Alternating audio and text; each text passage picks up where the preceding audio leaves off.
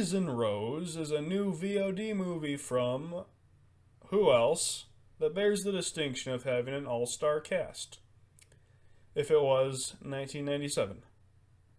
John Travolta is your leading man. Morgan Freeman plays opposite him as one of the main antagonists. And rounding out the cast, we have Brendan Fraser, Famke Janssen, Peter Stormare, and Robert Patrick. This movie is something a bit different for our grindstone pals. It's a neo-noir film set in 1978. It's quite impressive because making a period piece always requires a lot more effort when it comes to the sets, props, and costumes.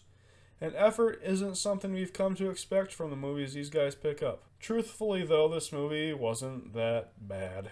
I would describe it as competent. And when you look at Mr. Travolta's recent output, competent might as well be a 10 out of 10.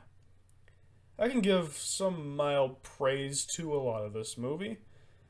The plot made sense for one thing. These noir films tend to get kinda convoluted, but it all came together by the end without any major plot holes. The acting was pretty alright. Travolta and Freeman gave respectable performances, and while I still don't believe Travolta's hair, his face is starting to look human again after all the Botox. The best performance, though, was Brendan Fraser, who surprised me by giving a really solid and eccentric performance as a shady doctor at a mental institution. I wish we saw him in movies more often. I think he's underappreciated. The look of the movie was pretty decent. I wouldn't mistake it for a theatrical release, but it's definitely one of the better shot VOD movies I've seen. Everything from a technical angle was alright. The reason that the Poison Rose doesn't quite come together in the end, though, is that the storyline is cliche and doesn't take the noir genre in any fresh directions.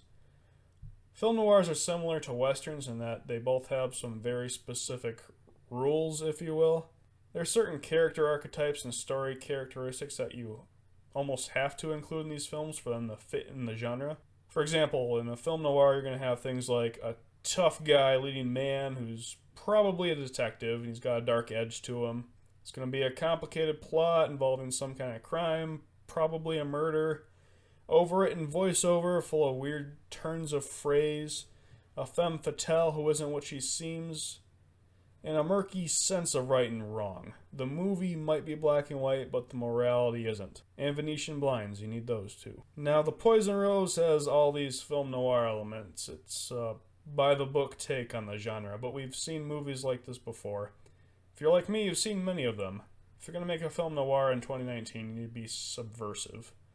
Or it'll just seem tired and kind of quaint. Not a terrible movie, but not anything you need to add to your watch list. I'll give this 4 out of 10.